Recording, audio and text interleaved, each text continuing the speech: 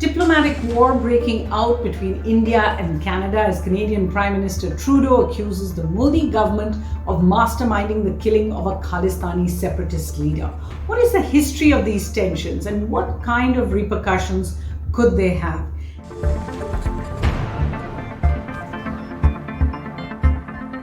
Hello and welcome to Worldview at the Hindu with me, Suhasini, Haidar. We're going to take a look at some of that as overnight ties between India and Canada, already quite tense, took a turn for the worse. Within days of returning from Delhi, where he had attended the G20 summit, Canadian Prime Minister Justin Trudeau stood up and made a startling statement in Parliament. Listen in. Today I'm rising to inform the House of an extremely serious matter. I just informed the leaders of the opposition directly, but I want now to speak with all Canadians. Over the past number of weeks, Canadian security agencies have been actively pursuing credible allegations of a potential link between agents of the government of India and the killing of a Canadian citizen, Hardeep Singh Nijjar. Canada is a rule of law country. The protection of our citizens and defense of our sovereignty are fundamental. Our top priorities have therefore been, one, that our law enforcement and security agencies ensure the continued safety of all Canadians, and two, that all steps be taken to hold perpetrators of this murder to account. Canada has declared its deep concerns to the top intelligence and security officials of the Indian government. Last week at the G20, I brought them personally and directly to Prime Minister Modi in no uncertain terms. Okay, so that statement and the allegations made were roundly denied by the government. They call them absurd, but they have started a diplomatic war, both in words and on the ground. So here's just what happened. First, in his speech to Parliament that you heard there, Canadian Prime Minister Trudeau accusing India of the killing of Khalistani separatist leader Hardeep Singh Nijjar, who was shot dead by gunmen while leaving a Gurdwara on June the 18th this year in 2023.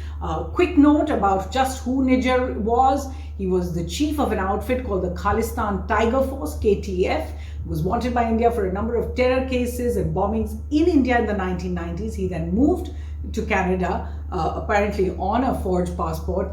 And then he's wanted in India for funding terror operations in India from his perch there in Vancouver in Canada's Surrey region, where he served really on the Gurdwara Management Committee. In 2016, a red corner notice was issued by Interpol on India's request against him. In 2020, Nijjar was declared a terrorist under the UAPA listing that the Ministry of Home Affairs runs, accusing him of operationalizing, funding, training KTF members, also seditious and insurrectionary hate speech. In 2022, India declared a reward of 10 lakh rupees for information leading up to his arrest, and all of this was then conveyed to the Canadian government as well. Trudeau pointed to India for the killing. He cited credible allegations being pursued. He said he had raised the issue directly with Prime Minister Modi during the G20 summit meeting. The government said Prime Minister Modi rejected the allegation. Trudeau then announced that an Indian diplomat was being expelled. Later, the name of the diplomat was also leaked to the media, something that is not done as per diplomatic norms. India reacted within hours of this. It summoned the Canadian High Commissioner, denied the allegations, expelled a Canadian diplomat on par with the Indian diplomat expelled. His name was also leaked in the media. India suspended all visa operations for Canadians, citing security threats for Indian officials over there as well. And it told the Canadian High Commission in India to cut down its numbers of its diplomats, downsize, accused many of those diplomats of running domestic interference in India. At an MEA briefing, we heard that no evidence had been shared by Canada. The government says no action has been taken by Canada on Indian concerns over the growing presence of Khalistani separatist groups. Listen in. No specific information has been shared by Canada on this case, either then or before or after. We have, as we have said, or I think we've been very clear, we are willing to look at any specific information. We have conveyed this to the Canadian side, made it clear to them that we are willing to look at any specific information that is provided to us. But so far, we have not received any such specific information. There was a indirect question on that. Let me also point out that from our side, very specific evidence about criminal activities by individuals based on Canadian soil has been shared with the Canadian authorities on a regular basis, but not been acted upon. Now, the Canadian government also said that it is in touch with its allies of the Five Eyes. Now, you've probably heard about the Five Eyes over the past week. Just what were they? The Five Eyes refers to an intelligence partnership started in 1946, just after the World War II, where the US and UK began to cooperate on what was called signals intelligence, or SIGINT. It then expanded to Canada in 1948, and Australia and New Zealand were included in 1956. This alliance, if you like, of SIGINT and human intelligence really rose during the Cold War. The officials of these 5 countries meet very regularly, sometimes every day. They communicate in real time to share intelligence. Now, as a result, there were reactions from members of the Five Eye countries. Listen into what some of them said. We have been and will be in contact with the Indians at high levels on this issue. It is a matter of concern for us. It is something we take seriously. It is something we will keep working on. And we will do that regardless of the country. There's not some special exemption you get for actions like this. Regardless of the country, we will stand up and defend our basic principles. And we will also consult closely with allies like Canada as they pursue their law enforcement and diplomatic process. Justin Trudeau is a friend of mine. He's a fine Prime Minister of Canada. I was pleased to engage with him at the G20. He has expressed his concerns about this on behalf of the Canadian government, and the Australian Foreign Minister, Penny Wong, has also expressed concerns. So what we're seeing is that the Indo-Canadian tensions are now affecting several parts of the relationship.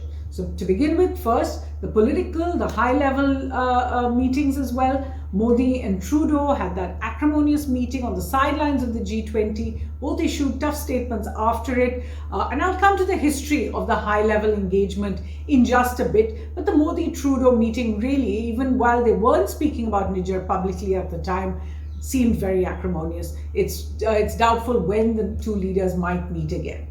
Trade relations also on hold. Canada has put a pause on free trade talks between the two countries.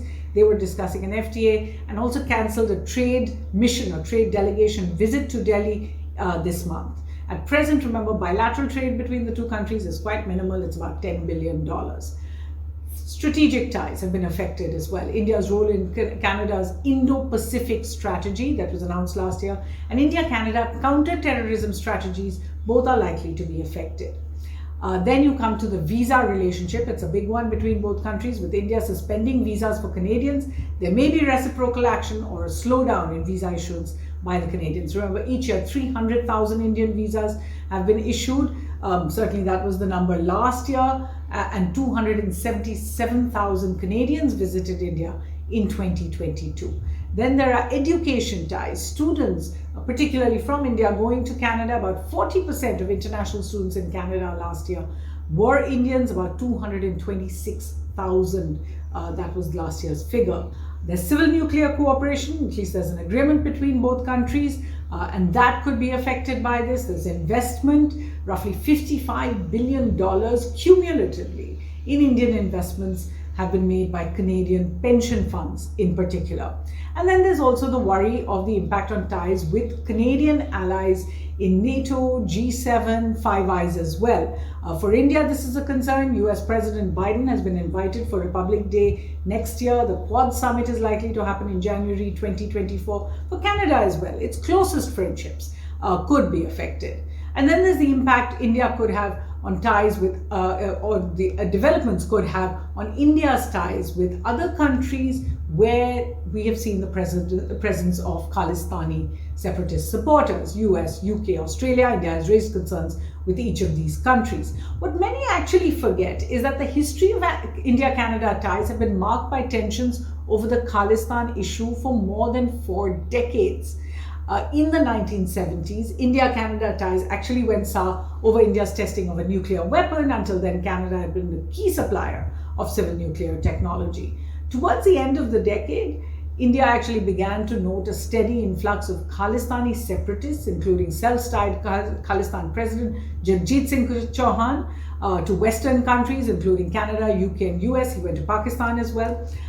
In 1982, and I'm just running through the history here, India asked Canada for the extradition of Talvinder Singh Parmar.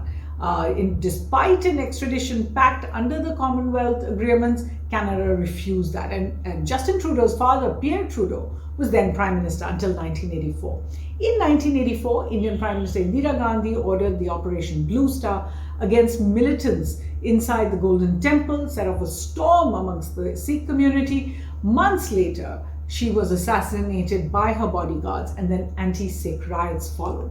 Parmar, at the time, led threats against India. In June 1985, an Air India flight 182 from Toronto and Montreal bound for Bombay blew up over the Irish coast, killing 329 on board. The same day, 2 baggage handlers died at Tokyo's Narita airport as a bomb inside luggage that was being transferred to a different Air India flight then exploded.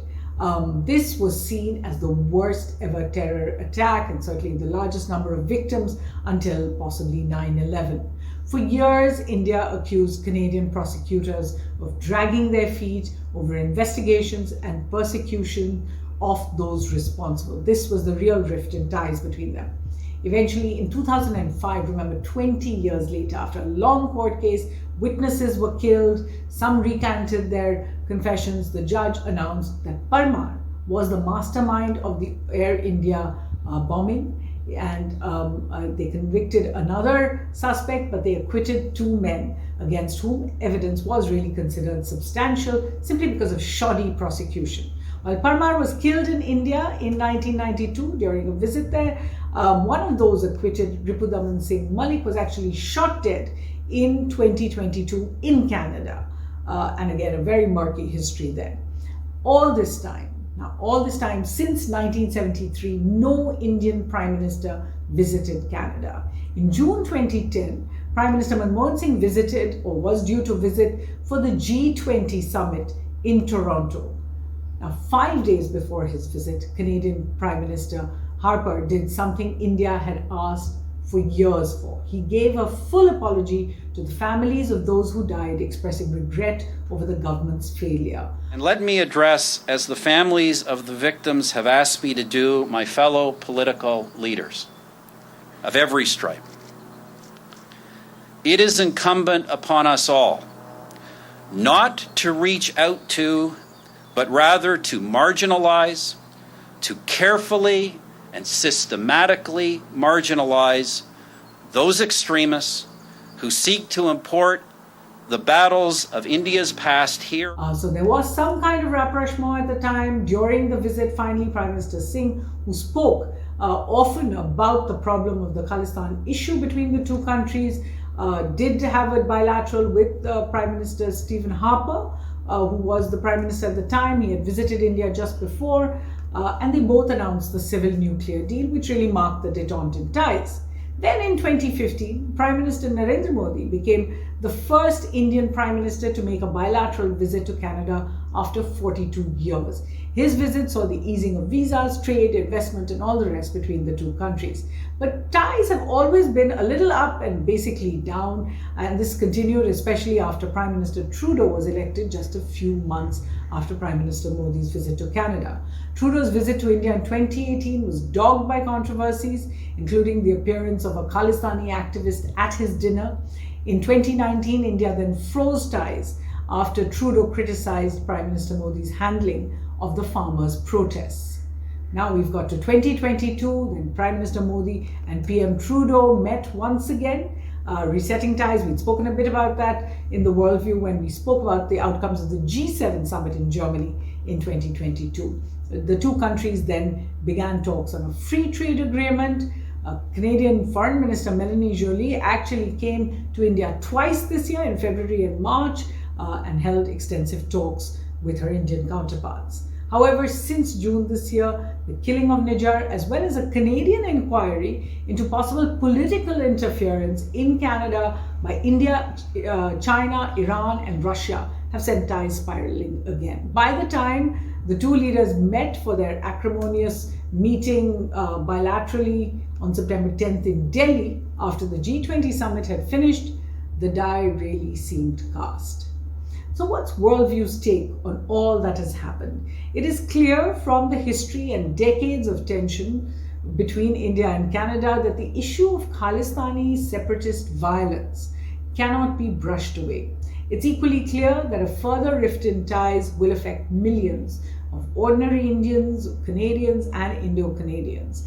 The need of the hour is really a high-level intervention and a mechanism put in place to deal with the very serious allegations leveled by Canada on sovereignty and political interference, and also by India on safe havens for terrorism and diplomatic interference.